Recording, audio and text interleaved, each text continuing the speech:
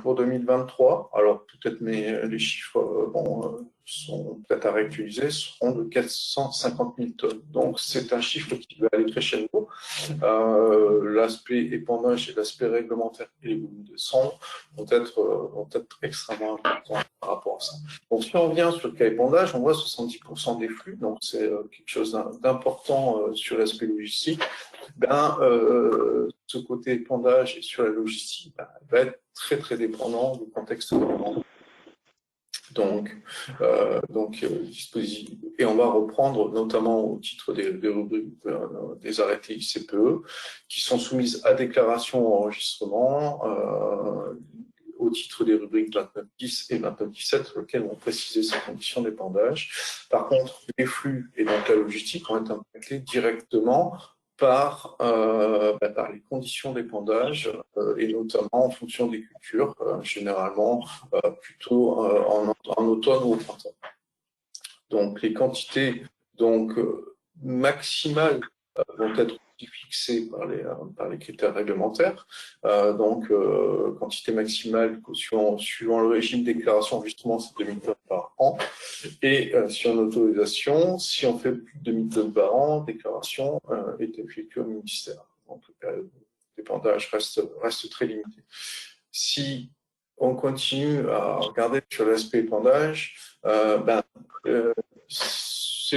ces flux vont être, la logistique va être très clairement impactée par la mise en place et le schéma mis en place au niveau de l'épandage, suivant qu'on va traiter directement du producteur à l'utilisateur ou qu'on va passer par un agrégateur. Tout ça en lien direct avec l'autorité réglementaire. Donc, si on a un schéma plus précis, je ne sais pas si le logigramme sur la valorisation agricole est très lisible, mais globalement, on va avoir au niveau de la réglementation deux aspects. Donc, suivant qu'on va avoir, on va passer en logique produit, où on va répondre en logique produit ou en logique déchets. On va avoir à répondre, lorsqu'on est dans la logique déchets, à un suivi, à un cadre réglementaire et un suivi normatif, avec un certain nombre d'éléments qui vont forcément impacter la logistique. Et dans le cadre déchets, on va être impacté directement par les arrêtés, Donc, bien évidemment, la quantité de cendres va être variable selon les caractéristiques du combustible, consommation de combustible. En moyenne, 2% de masse sèche de consommation de combustible pour les installations qui consomment des monoproduits, principalement plaquettes forestières qui ont des cendres. Ça peut être aussi, grosso modo, pour cette famille de combustible à 1-2%, on retrouve les sûrs, les plaquettes, les copeaux, les granulés, et pour des combustibles avec des taux de cendres un peu plus importants, on va trouver les écorces, par exemple, capitolées, qui sont plutôt entre 5 et 10%. Voilà, donc pour reprendre en détail, on retrouve les écorces qui, elles, présentent des taux de cendres un peu plus importants. Et bien évidemment, avec des mix biomasse sur les plaquettes forestières, écorce, bois, sortie statut déchets, bois d'élagage, etc., on est souvent entre 3 et 5%. Donc, alors, bien évidemment, la quantité de cendres va être variable suivant les caractéristiques de l'installation, donc le type de l'installation de combustion. On a 3 grandes familles, les chaudières à grille, plutôt orientées sur les petites à moyennes installations.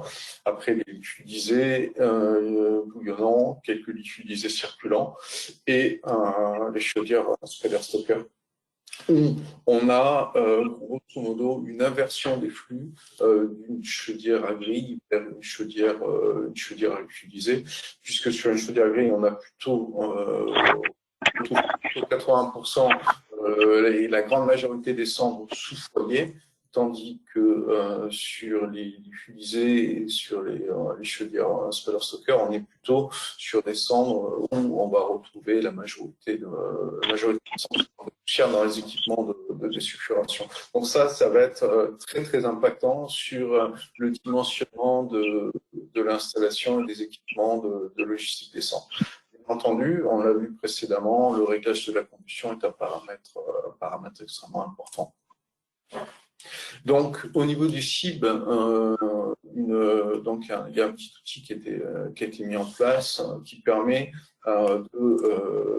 d'évaluer grosso modo en fonction des équipements caractéristiques du combustible et de la chaufferie, les volumes de cendres, enfin, ça c'est les caractéristiques intrinsèques, le volume de stockage dont on dispose, les caractéristiques du combustible et également le système d'évacuation des cendres. On va définir, je ne sais pas si on voit bien l'écran, les quantités de cendres et l'autonomie de l'installation telle qu'elle a été dimensionnée par rapport à un fonctionnement à puissance nominale.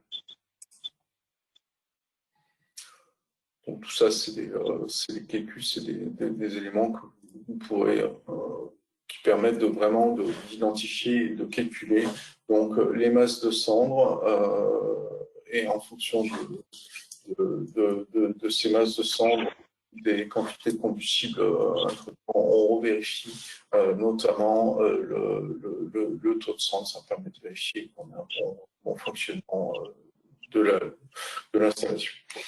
Ensuite, pour la qualité physique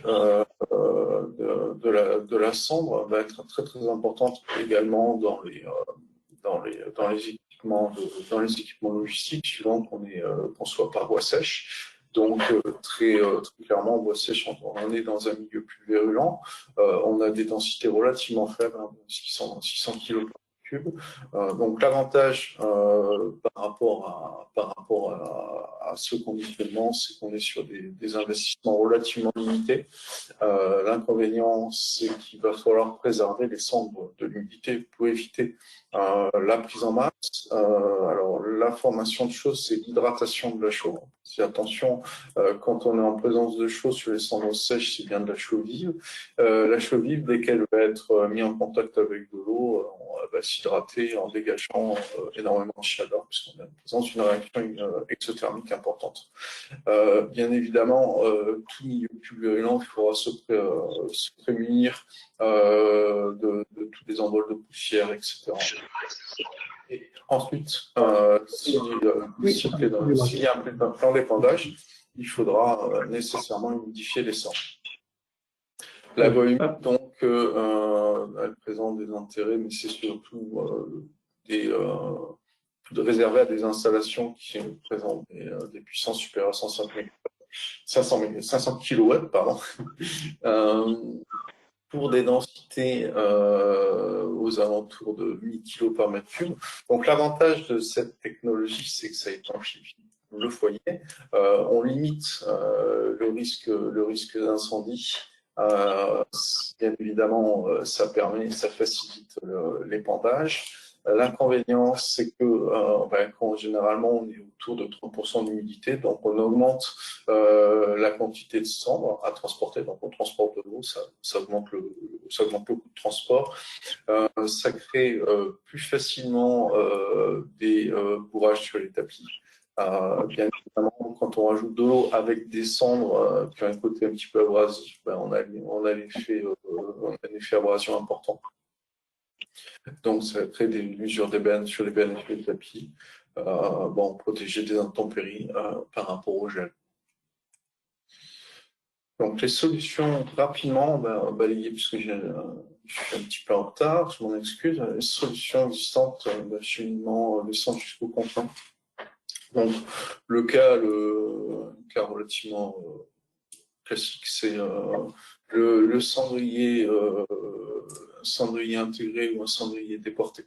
Donc, typiquement sur lequel on va évacuer les cendres dans un contenant. Donc on voit le cendrier et après, une fois que les cendres sont froides, on va pouvoir les disposer dans les big bags ou dans tout autre. Alors l'avantage du cendrier déporté, bon, l'avantage, c'est un coût supplémentaire, mais c'est généralement moins de manutention par rapport à un cendrier directement intégré. Donc les recommandations, un système à éviter si une production de mâche-fer est importante. Donc ensuite, les convoyeurs à bande, c'est généralement sous des chaudières de plus de 500 kW. Donc c'est destiné à des cendres sèches ou des cendres humides. Convoyeur à chaîne, donc c'est un convoyeur qui va récupérer les cendres chaudes à environ 800 degrés. Le convoyeur est rempli d'eau, permet le refroidissement des cendres et le transport de celles-ci par un procédé à raclage inférieur. Lorsqu'on est, donc ça c'est une installation qu'on trouve pas tout le temps, mais qui peut se retrouver quand on a nécessité notamment sur les centres de foyer des installations importantes. On a des systèmes d'élévateurs à côté qui permettent la manutention verticale. L'avantage, c'est que ça permet de manutentionner les cendres sèches ou humides. Donc l'inconvénient, c'est le risque de poussière en sec et le risque des colmatages en humide. C'est des installations très courantes. Donc le transfert pneumatique, ça c'est des installations qu'on retrouve assez régulièrement. Donc ça peut se retrouver sur des cendres de très faible puissance, mais aussi donc d'inférieur à 120 kW aussi pour les installations de supérieur à 100 kW, on peut avoir des risques d'obturation des tuyaux. Alors ce qu'il faut savoir, c'est qu'il y a deux types de principaux de transport pneumatique, c'est soit par aspiration, soit par refoulement. On peut voir que sur toutes les installations de faible puissance par aspiration, on verra la suivante, c'est tout simplement, ça s'appelle un aspirateur, mais ça aussi, il peut y avoir des très grosses installations industrielles sur lesquelles on a des systèmes de pompe à vide qui permettent de faire un transfert pneumatique, souvent des poussières électrostatiques vers les silos, ou par refoulement, tout simplement par un système de surpresseur, de ventilateur. Donc c'est bien entendu adapté aux faibles granulométries, donc il faudra se faire très attention quand on évacue donc des centres de cendriers avec la production de mâche-fer ou avec des granulométries hétérogènes, parce qu'on risque de voir très rapidement un bouage ou une abrasion d'installation. Donc, c'est destiné aux cendres sèches et de préférence avec une granulométrie homogène. Donc, la mécanisation de transport doit être rectiligne avec un minimum de coude. Donc, comme je disais tout à l'heure, c'est également adapté aux installations de forte puissance pour le transfert vers les silos. Pardon. Donc, l'aspiration des cendres, qui est une installation quelque part d'un transport pneumatique par dépression. C'est difficilement accessible dans les chaufferies. Donc, c'est destiné aux installations de petite et moyenne puissance, destinées aux cendres sèches. Donc, on voit deux exemples d'aspiration, donc une refoulant vers un big bag. Donc, en conclusion, donc, au niveau des recommandations, rester vigilant sur la qualité du combustible, puisqu'on voit qu'il y a un facteur, un côté extrêmement important par rapport à la qualité qui va influer sur la qualité des cendres, sur la logistique et sur les flux de valorisation, mais aussi sur les aspects réglementaires. Donc tout ça va avoir un fort impact sur la partie logistique. Bien s'assurer régulièrement de la bonne évacuation des cendres, éviter d'avoir de trop saturer l'installation, donc avoir des flux réguliers. Et dans le cas d'installation transport pneumatique, éviter les coups et les remontées à trop forte pente sauf pour les élévateurs DD, bien entendu. Voilà. Loïc. Je propose qu'on revienne sur les questions en toute fin pour garder le timing et je vais donner la main à, sachant qu'il n'y en a pas eu énormément, donc je vais donner la main à Marc pour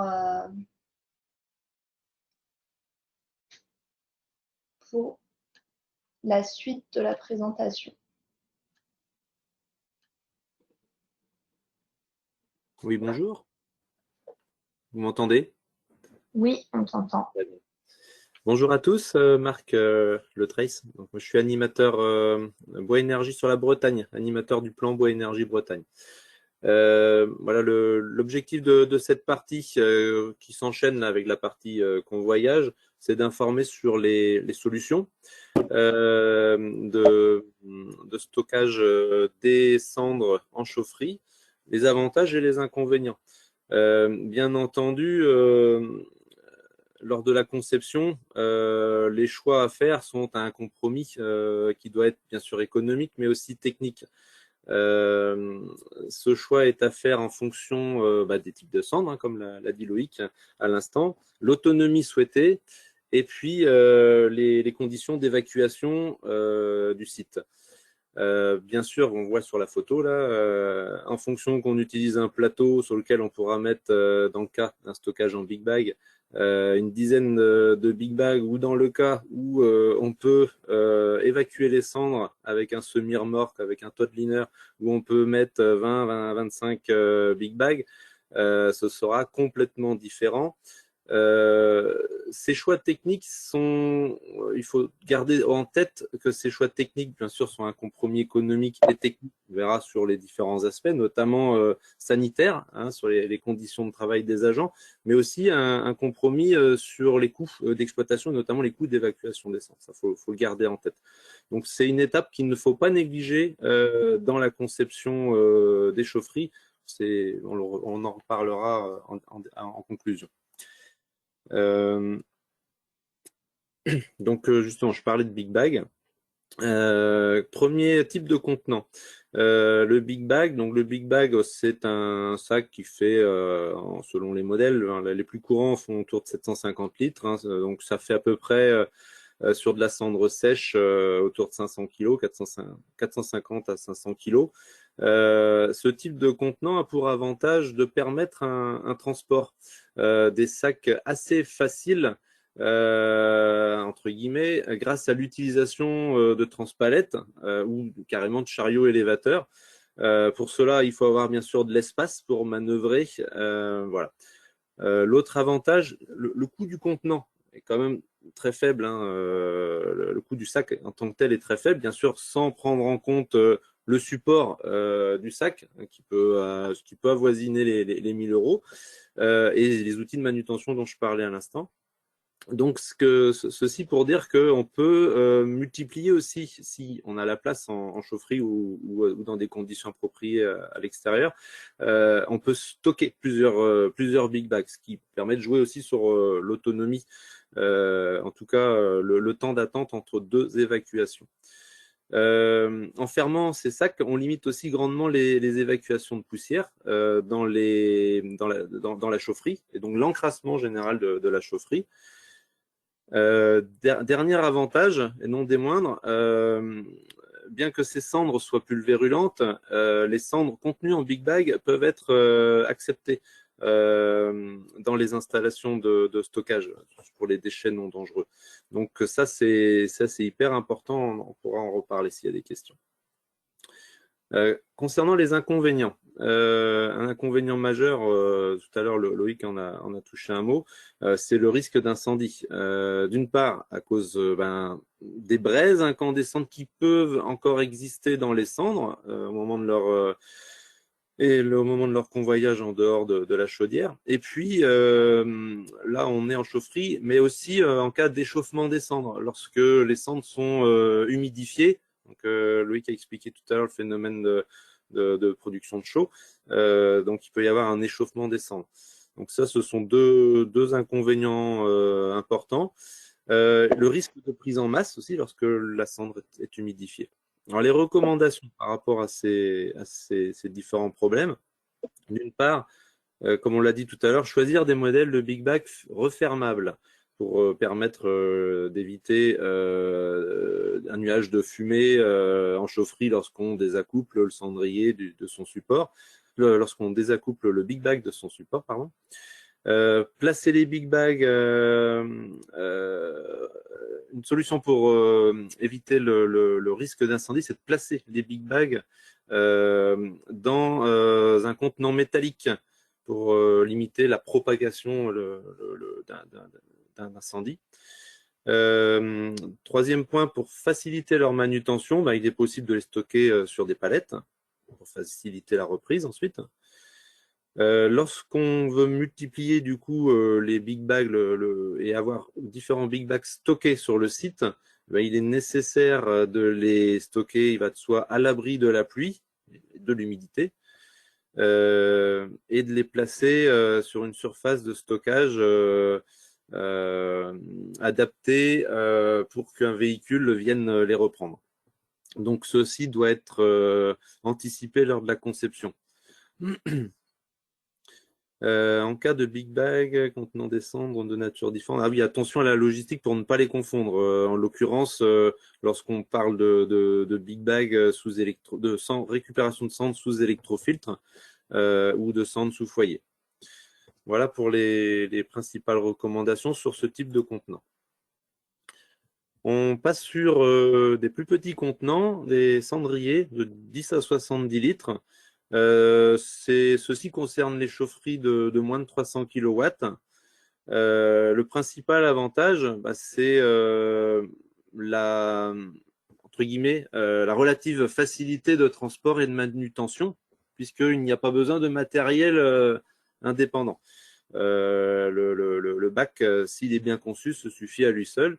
Le coût de ce type de cendrier est assez faible, est inférieur à 500 €, ce qui peut permettre la multiplication dans un nombre raisonné de cendriers en chaufferie. Il est quand même relativement courant de voir sur ce type de chaudière 2, 3, 4 cendriers prévus sur site. Bon, l'inconvénient, c'est la capacité de stockage qui est très faible. Qui nécessite des opérations de manutention. J'entends des bruits, excusez-moi. Cela impose donc des opérations de manutention comme relativement fréquentes, un désaccouplement de la chaudière. Quelqu'un n'a peut-être pas coupé son micro ou souhaite intervenir, mais c'est bon? Donc, cela impose des opérations de manutention assez fréquentes et quid de la question du coût de transport derrière. Bon, les recommandations. D'une part, certes, ce sont des contenants relativement petits, mais 70 litres avec des cendres, ça fait ni plus ni moins qu'une quarantaine de kilos. Donc, il faut quand même éviter les obstacles lorsqu'on souhaite évacuer ces cendriers de la chaufferie. Notamment des marches. Et puis, on l'a vu tout à l'heure, on peut utiliser aussi un transfert pneumatique, c'est-à-dire que ces cendriers peuvent être en poste fixe et vidangés grâce à une aspiration pneumatique centralisée, par exemple vers un Big Bag. Ça, ce sont des choses aussi possibles qui évitent les opérations de désaccouplement. Voilà. Je passe aux contenants de plus grande envergure, 100 à 500 litres. Qui sont relativement fréquents sur les chaufferies autour de 500 kW. On les voit quand même assez souvent. Donc là, ce sont des bacs qui peuvent être montés sur roulette la plupart du temps, avec un coût inférieur à 1 000 €. Donc ça reste un coût relativement faible eu égard au budget du projet dans son ensemble. Pour les faibles puissances, ça permet, cette plus forte contenance permet de limiter la fréquence des opérations de manutention. Voilà, on voit aussi ce volume de cendrier sur des chaufferies de 200-300 kW. C'est un cendrier aussi qui va être déporté par rapport à la chaudière. Donc, il faut le placer dans un endroit qui facilite sa manutention. Il ne faut pas oublier quand même qu'il faut avoir un peu de dégagement derrière pour, d'une part, pour le désaccoupler et ensuite pour le pivoter. Mais idéalement, si on peut carrément prévoir le mettre dans un local attenant qui soit spécialisé, nécessitant du coup une extraction des cendres, une liaison entre chaudière et bac un petit peu plus long, mais ça peut être aussi une bonne idée. L'inconvénient, c'est un des gros inconvénients. Là, on est entre deux technologies. Là, on est sur quand même des volumes de contenants qui sont importants et il va y avoir une masse très importante à manœuvrer, de plusieurs centaines de kilos potentiellement. Donc, deuxièmement, ces outils-là, ils sont quand même très compliqués à vidanger. Donc, ça nécessite de les renverser. Donc, il y a une nécessité d'avoir un engin pour les renverser dans une benne de transport. Et la plupart du temps c'est le cas, hein, lorsque ce sont des cendres sèches, eh ben, il y aura un nuage de poussière qui se créera, avec les nuisances dont on parlera tout à l'heure. Les recommandations. Donc, il faut choisir, bien sûr, un cendrier du coup adapté à la manutention. Donc, des accouplements, le fait de le déplacer après en chaufferie. Certes, même s'il est plus cher, il faut quand même avoir ça en tête. Ceci facilitera donc son déplacement, son renversement et ainsi ça limitera l'exposition du personnel à des risques d'inhalation. Et puis à des risques dont on parlera tout à l'heure liés à la manutention. Donc à défaut, il est possible aussi de remplir ces cendriers qu'à moitié. Hein. Ça réduira la masse du contenant. Bon, ça réduira aussi automatiquement l'autonomie. Voilà, ici pour le coup, les seuils et les marches sont à proscrire. Ça va de soi. Je passe sur les cendriers de 500 à 1000 litres. Donc là, on est sur des coûts un petit peu plus élevés, voilà, mais qui restent inférieurs à 2000 €. Ah, j'ai dû sauter. Voilà, excusez-moi. L'avantage, on est sur une autonomie quand même qui va être beaucoup plus importante. Pour une chaufferie pardon, avec une chaudière bois de 500 kW, on peut être sur une autonomie jusqu'à 2 mois. Ce cendrier, même chose que tout à l'heure, est déporté de la chaudière, donc il doit être placé dans un endroit qui facilite sa manutention, par exemple aussi dans un local spécialisé. L'inconvénient principal, vous vous en doutez, là, c'est sa manutention, il nécessite un engin.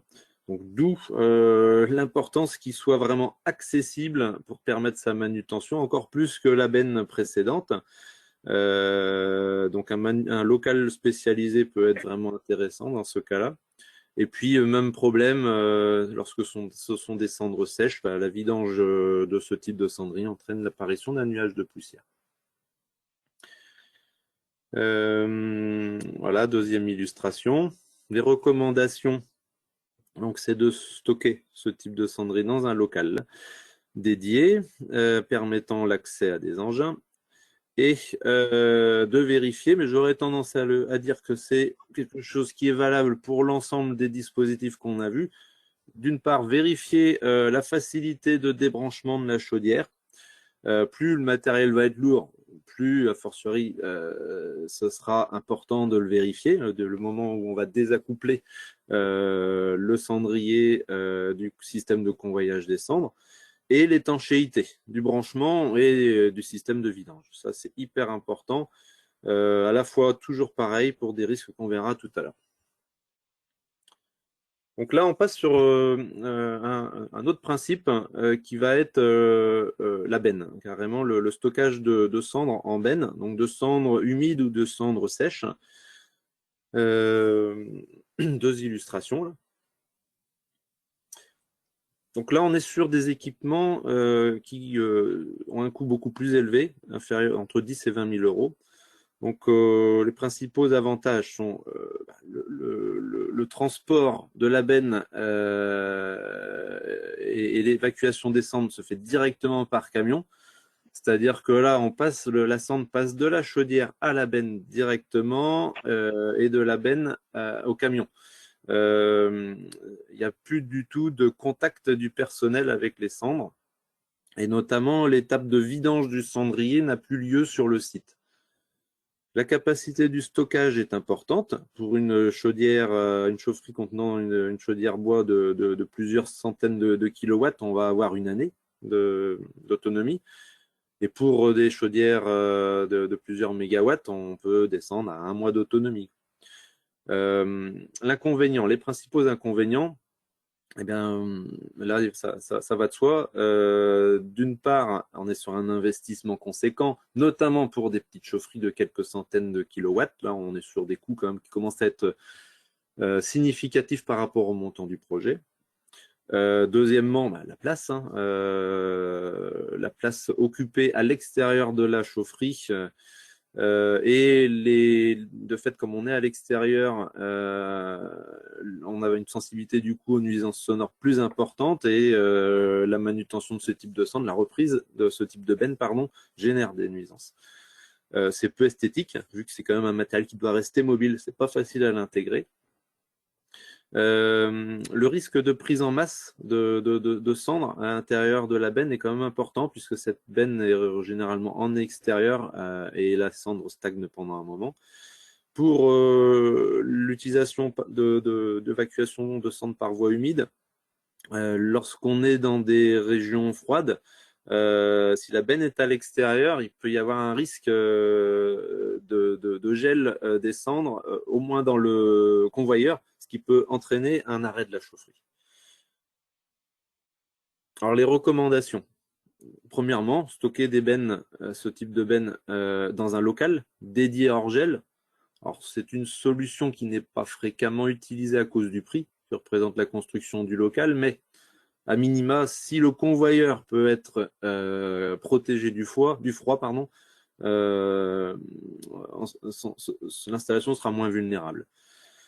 Pour des chaufferies de plusieurs mégawatts, il y a nécessité d'avoir au moins 2 bennes pour permettre une rotation et donc éviter tout arrêt, le risque de rupture de l'évacuation des cendres. En cas de colmatage des cendres, ce qui n'arrive pas fréquemment selon les retours d'expérience que la commission REX a pu recueillir, plusieurs techniques hein, sont possibles hein, à la masse, au chargeur, mais certaines bennes sont aussi équipées de racleurs intégrés. Apparemment, c'est une technologie qui fonctionne plutôt bien. Enfin, dernière recommandation, et là il va de soi, c'est que ce type de benne étant reprise directement par poids lourd, elle doit être sur un sol résistant, une dalle béton, mais aussi accessible par une voirie poids lourd. Voilà. Ensuite, on passe sur rétentiel local sur mesure, le type de contenant des cendres en local en béton. Donc là, on est sur un prix qui va dépendre de la taille hein, du local, mais de toute manière qui va être supérieur à 15 000 €. L'avantage, là, on peut avoir un transport et une évacuation directe par chargeur. Donc là, l'opérateur est là aussi peu en contact avec les cendres, à condition d'avoir un chargeur adapté quand même. La capacité de stockage, elle est sur mesure, donc elle peut être très importante. Il peut y avoir une autonomie d'1 an, là aussi, selon la taille des installations et le souhait recherché. Donc, c'est une solution qui permet de garantir une autonomie. Le coût de transport, hein, on en parlait tout à l'heure en introduction, le coût de transport, le coût d'évacuation des cendres, lui aussi peut être géré aussi plus facilement. C'est-à-dire que là, on peut remplir directement, on peut avoir une autonomie suffisamment importante qui permet d'avoir un stockage d'un volume tel qui permette de remplir une remorque complète, ce qui permet de limiter le coût de reprise des cendres. Les inconvénients, pardon, c'est du coup l'investissement, notamment pour des petites chaufferies. Cette solution, on ne la voit pas aujourd'hui, en tout cas dans nos régions à l'ouest, on ne le voit pas sur des petites chaufferies, sauf cas particulier. Autre inconvénient, il faut avoir un système de récupération de l'eau lorsqu'on est sur notamment des cendres humides, des cendres par voie humide. Et puis, de fait, il faut posséder du matériel sur site pour reprendre ces cendres et le personnel habilité qui va avec.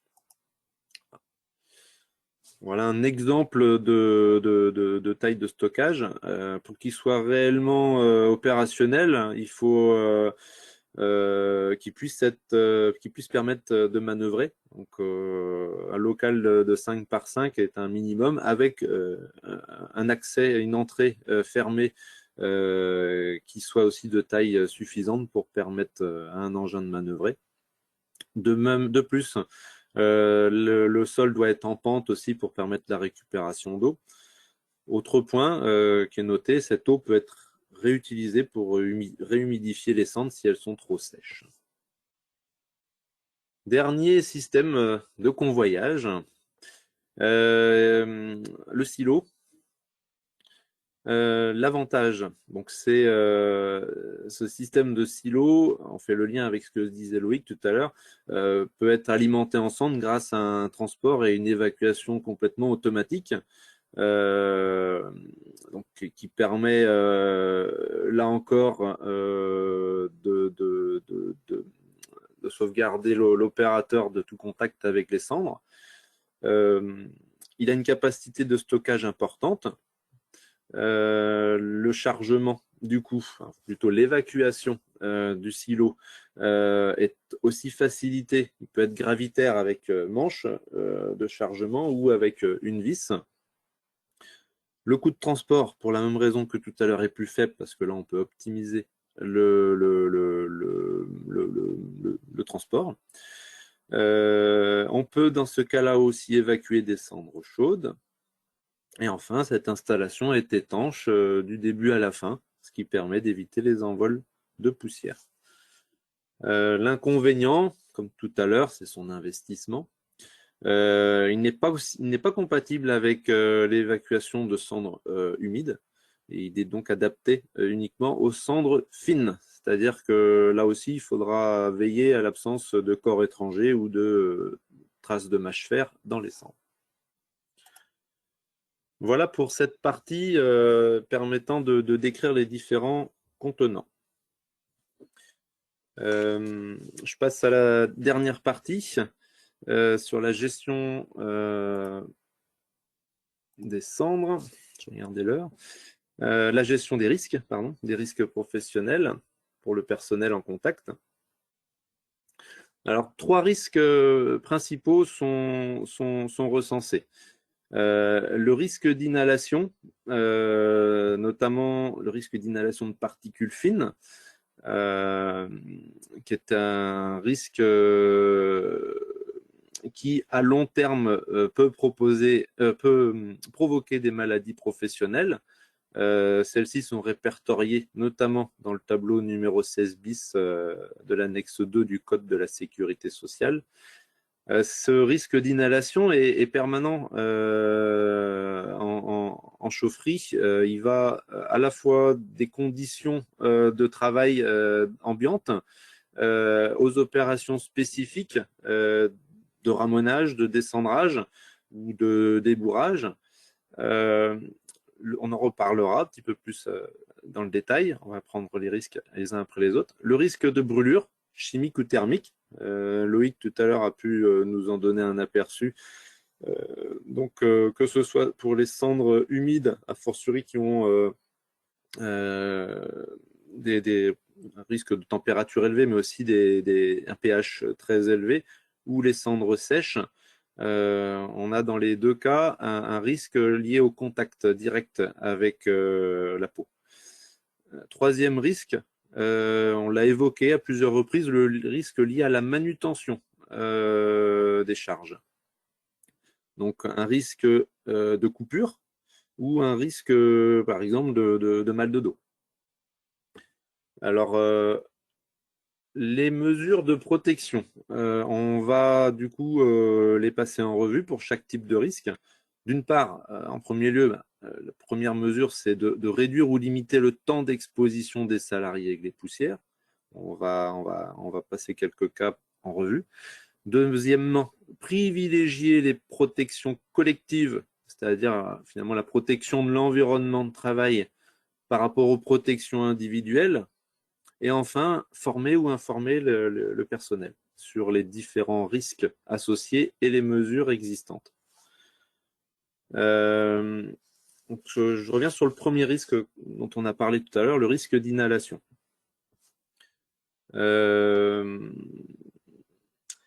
Alors, premièrement, comment réduire ou limiter le temps d'exposition des salariés? D'une part, un petit mot sur la conception de la chaufferie. Déjà, une ventilation adéquate de la chaufferie, c'est la première des choses à faire. Deuxième chose, c'est l'état de propreté général de la chaufferie. Donc ça, là, on travaille déjà sur l'ambiance de travail, mais ensuite, on peut donner des exemples. Par exemple, le dispositif d'extraction et l'aménagement de son contenant, le fait d'avoir des dispositifs automatisés permettent de réduire l'intervention de personnes. On voit quelques installations industrielles encore récentes qui se font sans dispositif d'extraction manuel. Bon, bah là, on joue complètement sur ce risque-là.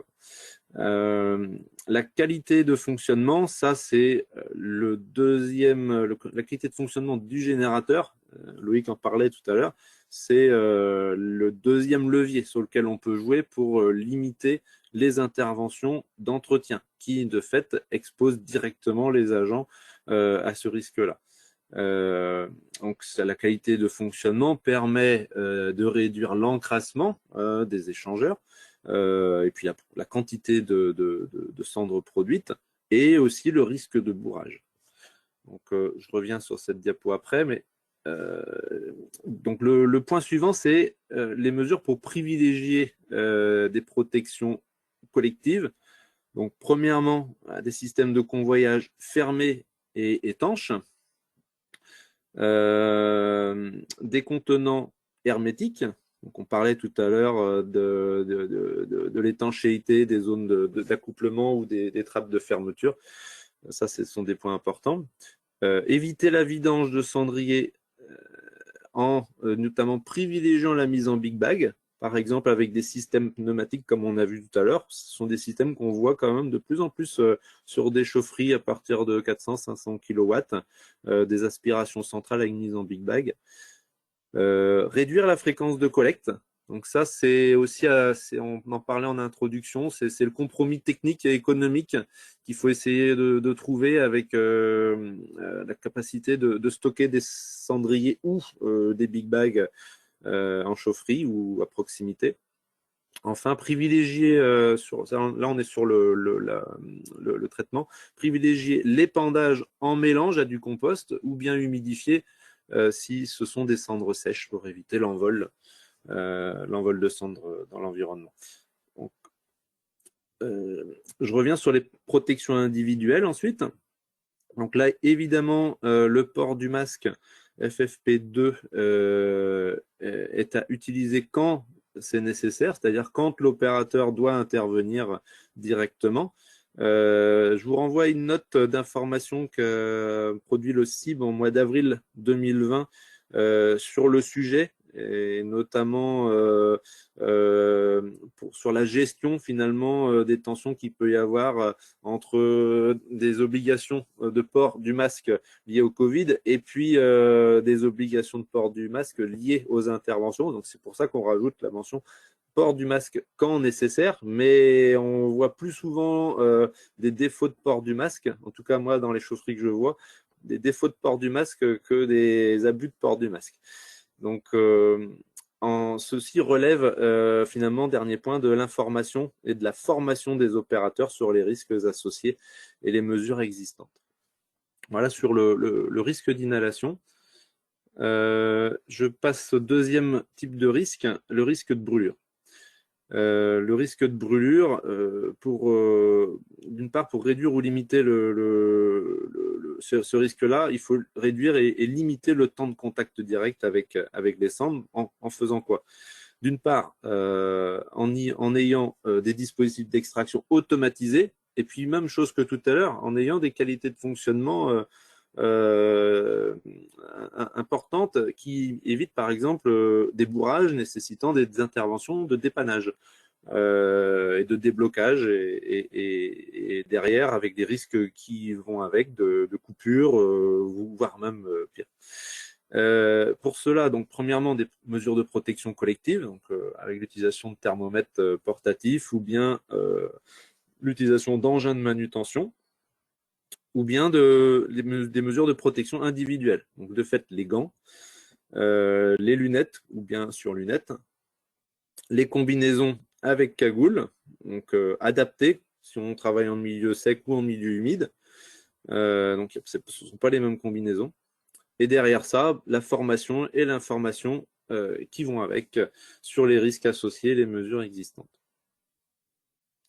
Sur le dernier point, les risques liés à la manutention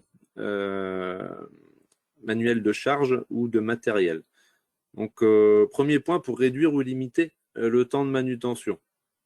Eh bien là, même chose, le fait d'avoir des chaufferies automatiques, c'est le premier avantage.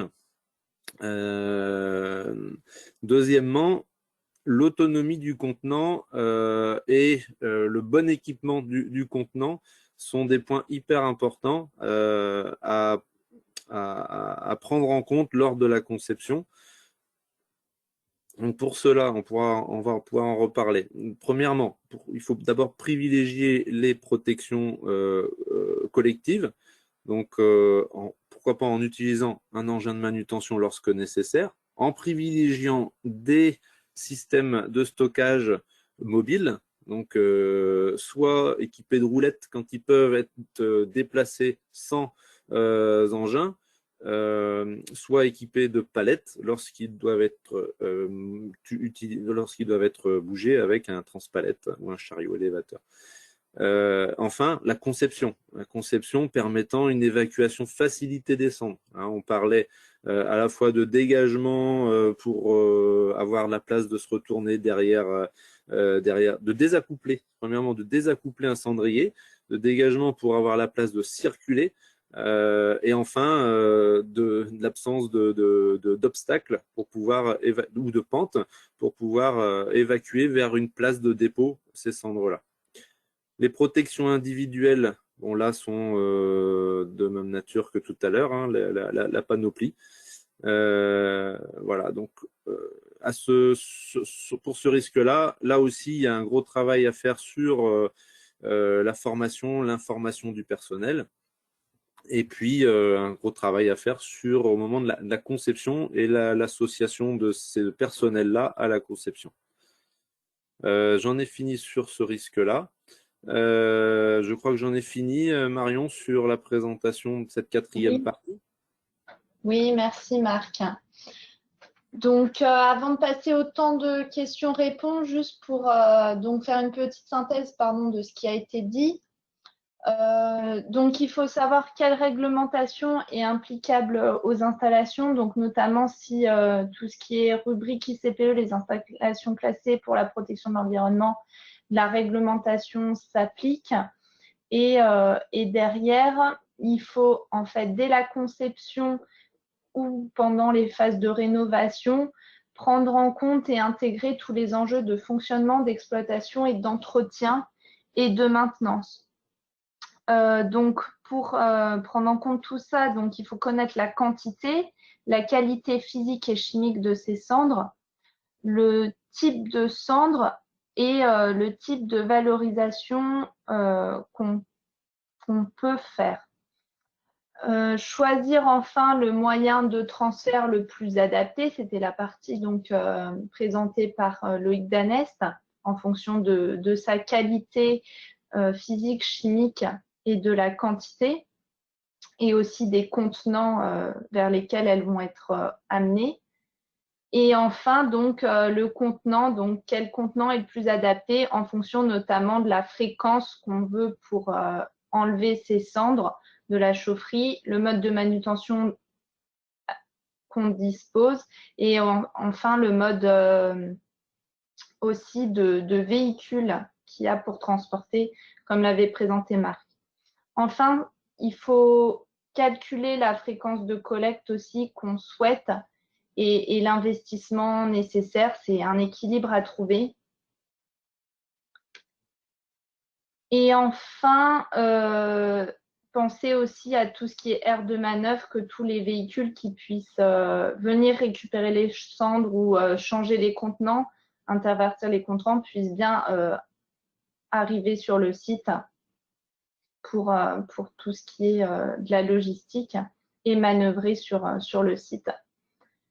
Et enfin, donc pour ce qui est de la sécurité, prendre tout ce qui est les mesures organisationnelles et techniques, notamment la formation du personnel, bien sensibiliser le personnel.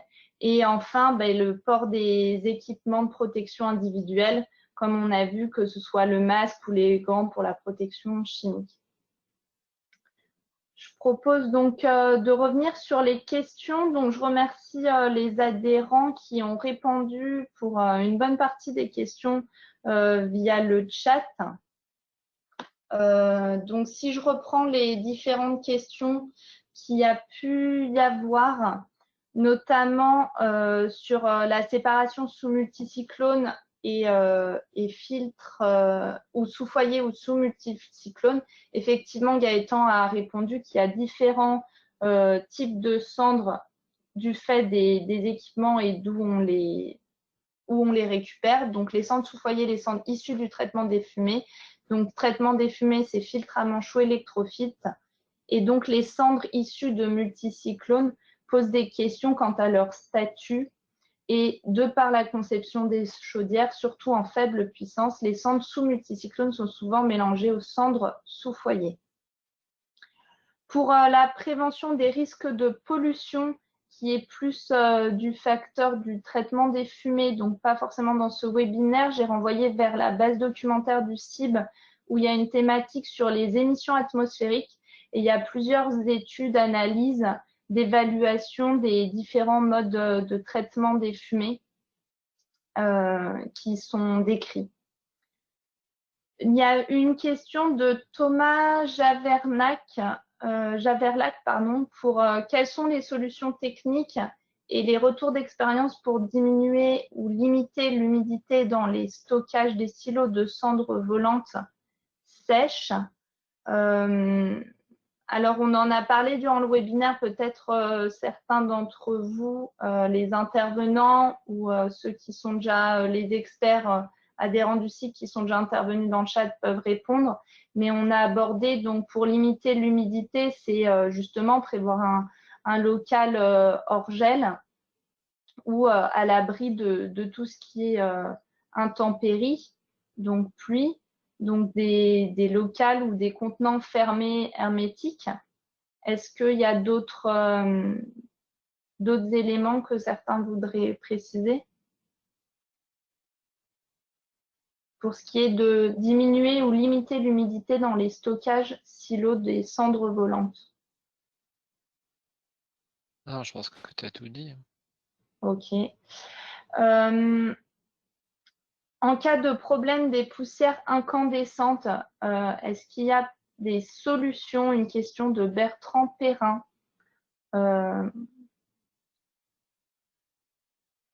Est-ce que les experts, on a parlé donc pour les poussières incandescentes, c'était mettre notamment pour tout ce qui est risque incendie, mettre les big bags dans des contenants métalliques. En gros, il faut un temps, Gaëtan, vraiment un ego, il faut un temps d'extinction qui soit suffisamment long. Donc ça, c'est la base. Ensuite, des précautions à prendre aussi sur le transport, notamment par aspiration, enfin par transport pneumatique, parce qu'on peut avoir, on peut raviver les braises. Et ensuite, il y a la technique des cendres humides qui évite complètement ça, qui pose d'autres questions sur la logistique et les matériels d'épandage derrière, mais qui permet de se mettre à l'abri de ce risque-là. Merci Gaëtan. Et il y a une question de Jérôme Rousset pour le stockage des big bags. Pour stocker plusieurs big bags dans une chaufferie sous régime ICPE, faut-il créer un local indépendant ou ce n'est pas forcément nécessaire et demandé par la réglementation? Pour moi, de ce que j'ai pu lire de la réglementation et ce que j'ai entendu, il n'y a pas nécessité d'un local indépendant. J'imagine que si personne me reprend, c'est que ça doit être juste. Après, voilà, le stockage doit permettre donc de garantir la sécurité du personnel, donc éviter, je pense, aussi la dégradation et la qualité des cendres, donc tout ce qui est stockage à l'air libre en extérieur, il faut mieux un stockage à l'abri, mais il n'y a pas de local indépendant nécessaire. Non, par contre, Marion, une petite précision, c'est Loïc Danasta qui parle. Par rapport à ces stockages, je pense qu'il faut qu'ils soient stockés sur une zone qui soit étanche, capable de récupérer les eaux en cas de pollution. Donc ça, c'est la description des rubriques 27-16, notamment sur les aires de stockage des cendres déchets, quoi. Au niveau des zones de transit. Alors après, je ne sais pas si, en fonction de la puissance de l'installation, la description de la rubrique 27-16 est différente. Merci. Non, de mémoire, il n'y a pas d'autres éléments. Après, il y a eu une question de Mini Green Power de la répartition des cendres dans la benne. Donc, Victor Dezenclos de IDEX a répondu que la répartition des cendres dans une benne est possible si la benne est équipée d'une vis égalisatrice, ce qui a été confirmé par Martial Parmentier.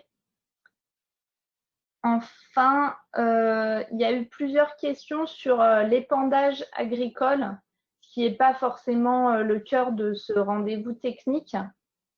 Mais Paul Plissard avait plusieurs questions, notamment les cendres d'un électrofiltre. Est-ce qu'on peut les destiner à un épandage agricole? Et la réponse est non. Et par contre, si on a un mélange foyer électrofiltre, on ne peut toujours pas l'épandre. Et vu que ce n'est pas le même code déchets, on ne peut pas les mélanger. Et attention, il y a un rappel qui est fait par Dominique Bouldet de la CEDEN. De facto, les cendres, par le code déchets, sont considérées comme non dangereuses. Et il a remis donc les codes déchets 10.01, 10.03. Et il y a un exemple d'une petite chaufferie de 500 kW où le filtre électrostatique est intégré, les cendres du filtre électrostatique et les cendres du fond du foyer arrivent sur le même bac à cendres. Donc là, il est impossible de ne pas les mélanger. Il y a une question par rapport aux évaluations chimiques des cendres. Je pense, si je me trompe, qu'il est possible de faire, quand on veut, des évaluations chimiques des cendres et d'évaluer donc la nocivité et la quantité notamment d'un brûlé. C'était… Marion, oui. j'ai l'impression qu'il y a une confusion là entre ce qui peut être épandu, ce qui peut être destiné à l'épandage agricole, ce qui doit être enfoui et ce qui doit être enfoui dans un centre d'enfouissement pour déchets dangereux. Et donc ce qu'il faut savoir, c'est que l'épandage agricole est restreint aux cendres sous foyer. Ça, c'est très clair. Dès que vous mélangez les choses, en principe, vous ne pouvez plus y accéder. Ensuite, vos cendres issues du traitement de fumée, ce sont des déchets. Elles sont destinées principalement à l'enfouissement. Alors, il existe d'autres filières dès qu'on a des tonnages suffisamment importants que l'enfouissement pour valoriser ces cendres. Et là, la destination en centre d'enfouissement déchets dangereux ou non dangereux dépendra de vos cendres. Et il faut, en toute rigueur, il faut faire des analyses. C'est assez, il y a toute une batterie d'analyses, de tests de lixiviation qui doivent être faits pour déterminer le caractère dangereux ou pas de vos cendres. Et Alors, si tout... Ouais. je me permets juste par une petite intervention par rapport à ça, effectivement. Alors, il y a plusieurs critères qui vont permettre de classer la dangerosité du déchet. Donc, la première chose, effectivement, c'est le code d'enregistrement européen de déchets. Suivant, il y a trois possibilités. Hein. Soit on est classé déchet non dangereux dans l'absolu, et là, on ne revient pas sur la notion de dangerosité. Et donc, c'est un déchet non dangereux et celui-là est admissible en ISDD. Ensuite, il y a les déchets sur lesquels il faut faire, qui sont dangereux dans l'absolu. Ceux-là, on ne revient pas non plus. Ils sont dangereux et vont être admissibles en ISDD. Et enfin, ceux pour lesquels il va falloir faire une évaluation de la dangerosité. Cette évaluation de la dangerosité, elle se fait par le biais d'une évaluation suivant 15 critères, les critères HP1, HP15, où on va évaluer différents critères et ça va permettre d'évaluer la dangerosité du déchet. Et enfin, il y a, quand on n'a pas fait cette évaluation du déchet, on a les critères d'admissibilité au niveau des décharges, qui sont des critères qui sont faits par des seuils qui sont fixés des seuils qui sont fixés par le biais de ces classifications qui vont permettre de voir si on est admissible ou pas en décharge de déchets non dangereux. Enfin, ça commence par l'inerte, après c'est déchets non dangereux et dangereux. Mais la réglementation est assez claire là-dessus. Donc effectivement, si on n'a pas fait l'évaluation ou si on n'a pas un code de déchets non dangereux, c'est les critères d'admissibilité en décharge qui vont faire foi. Merci pour cette clarification à ces deux. Il y a eu... Est-ce que Oui. je voudrais juste rajouter un petit élément classifié là pour le CIM. Sur cette partie-là, alors effectivement, on fera un rendez-vous dédié et si possible une journée technique sur cette valorisation des cendres. Il faut bien distinguer effectivement si la chaudière est soumise à ICPE ou pas soumise à ICPE et dans ce cas-là, c'est le règlement départemental, on l'a bien dit, qui va faire foi. Ensuite, au niveau de l'ICPE, on est toujours en discussion avec le ministère pour une valorisation commune entre les cendres sous foyer et sous multicyclones qui sont recouplés dans la très grande majorité des installations. Et là, pour le coup, on n'a pas une interprétation identique avec le ministère. Donc, c'est un échange qui dure maintenant, mais on arrive à un compromis avec le ministère. Et donc, on espère début 2021 pouvoir clarifier tout ça et faire un rendez-vous dédié pour vous apporter l'ensemble des éléments et les recommandations en termes de valorisation, en termes de suivi de la composition des cendres, etc. Parce que ça vaut la peine. Enfin, le sujet est complexe et donc c'est important d'y consacrer un temps dédié. Voilà ce que je peux dire sur ce point-là. Merci Clarisse. Effectivement, le sujet est vaste et donc mérite un nouveau rendez-vous technique ou, si possible, une journée technique.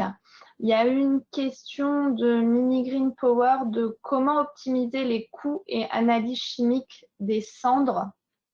Est-ce que notamment les adhérents, exploitants de chaufferie, vous avez des éléments par rapport à ça, des réponses à apporter sur la manière dont vous fonctionnez? Il faut vraiment regarder au cas par cas en fonction des qualités de cendres dont on parle et des quantités surtout. Et ensuite des possibilités territoriales, régionales autour de la chaufferie. Donc c'est difficile d'avoir une réponse globale sur les coûts. Effectivement, c'est un sujet que bon nombre d'adhérents se posent.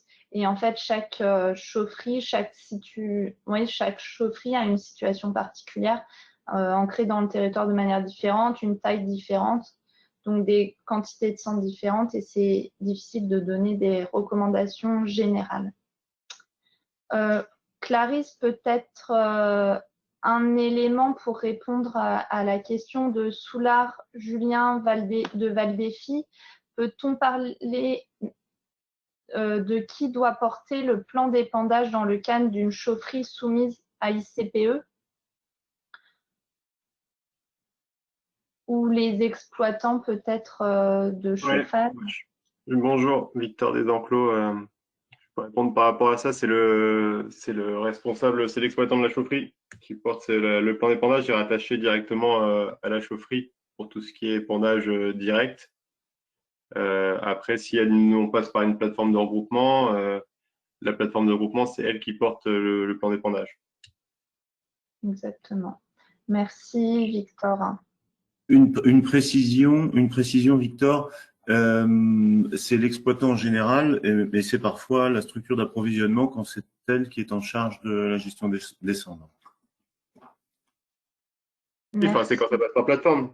Enfin, c'est la plateforme de regroupement, donc c'est soit le fournisseur, soit des prestataires de gestion de déchets quand c'est eux qui ont des plateformes de regroupement. Ouais. Et enfin, peut-être dernière question, mais je pense qu'on clôturera ce webinaire. C'est peut-on revenir sur le mélange cendre sous foyer et le mélange compost? Quelle législation? Donc pour moi, dans ce cas, quand on fait un mélange cendre sous foyer et mélange compost, on va être dans la logique produit. Est-ce que je me trompe? Oui. Tu te trompes. Non, en fait, si on mélange les cendres avec les composts, je me permets de dire que tu te trompes. Si on mélange les cendres avec les composts, alors la norme l'autorisait il y a un certain nombre d'années, c'est plus possible.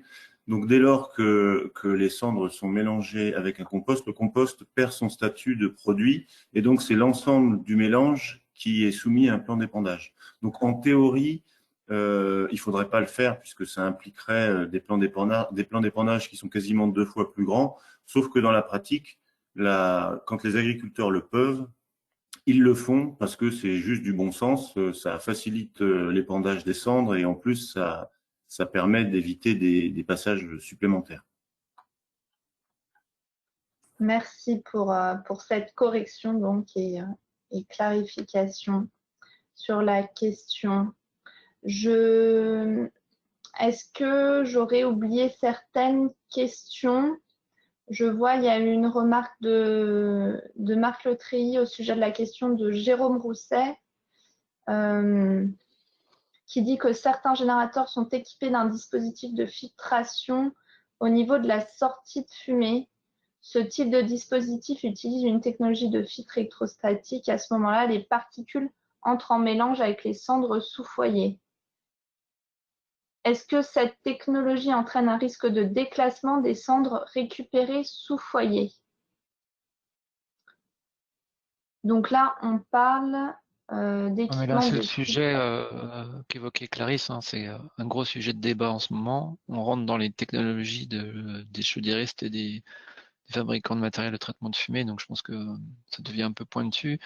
Et tous ces sujets aussi de valorisation ultérieure justifieraient à eux seuls soit un webinaire, soit une journée technique, parce que on le voit bien, il y a beaucoup de questions et c'est compliqué d'y répondre comme ça. Là, le sujet de ce webinaire, c'était bien quelles cendres on a, quelle qualité et comment est-ce qu'on les gère en termes de contenant et de logistique et de protection du personnel. Après, il y a tout un monde autour de tout ça et malheureusement, là, on va pas avoir le temps de répondre pleinement à ces questions-là, mais je pense qu'il faut qu'on en prenne bonne note.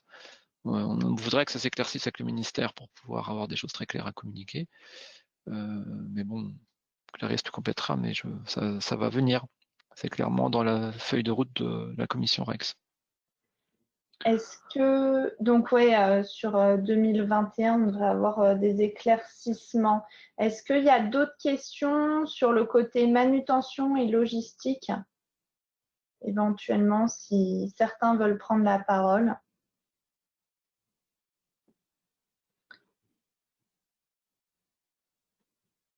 Ou des réactions par rapport aux réponses qui ont été apportées. Bonjour, Isabelle Rodeau à la Serme à Montpellier. Oui, bonjour. Une question sur les cendres humides. On nous avait conseillé d'ajouter un produit de traitement à inclure dans les cendres pour en faciliter la fluidité de transport. Est-ce que vous avez un retour d'expérience sur ces ajouts? Alors, je propose de laisser la parole aux exploitants, à ceux qui ont des chaufferies ou autres qui ont des retours d'expérience sur l'humidification et le transport du coup de ces cendres.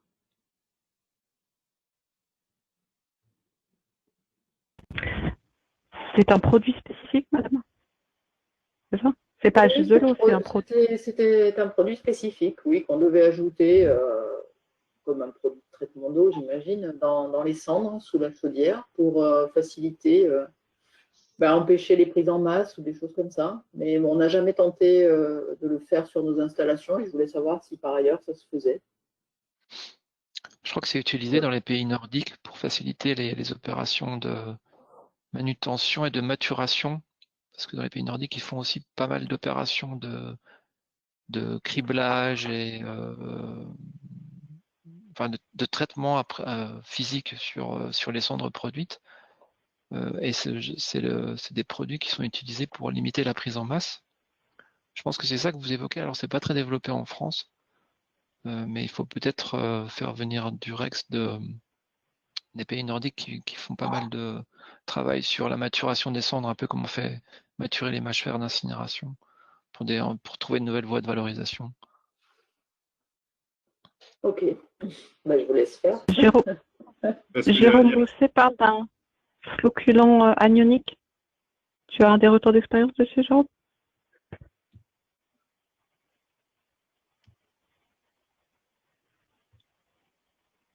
Les flocculants, on ne peut en utiliser, c'est quand on a des problèmes de cendres, où en gros elle flotte au niveau du convoyeur. Donc, du coup, on doit être un floculant pour qu'elle prenne justement qu'elle s'agglomère et que du coup, on puisse en capacité de pouvoir extraire les cendres. Donc, c'était plus ça. Mais si vous n'avez pas rencontré ce problème-là, je pense que on est plus sur la problématique qui a été évoquée par la personne d'Indigo et effectivement, c'est pas vraiment développé pour le moment en France. Ok. Je me suis noté. Et on rajoute ça à la liste de courses, Marion.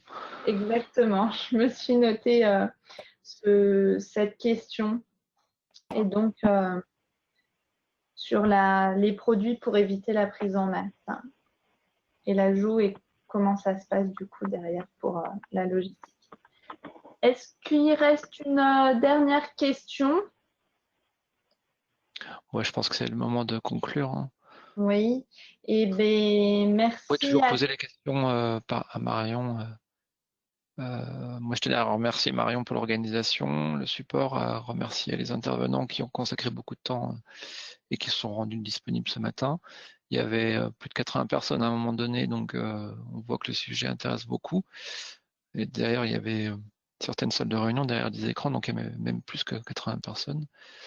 Merci beaucoup à tous pour votre attention. Et rendez-vous à bientôt. Le colloque du CIB, c'est la semaine prochaine.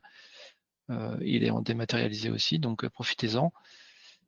Et puis, bon courage pour développer la biomasse à tous. Je pense que ces réunions, elles sont bien aussi pour, comme on est tous acteurs du développement de la biomasse et du bois énergie, pour se remotiver tous ensemble à porter les projets face aux fossiles. Bonne journée. Merci Gaëtan pour ce mot de conclusion. Merci à Marc, à Loïc pour leur intervention et aux experts adhérents qui sont intervenus pour répondre aux questions. Merci à tous et à bientôt.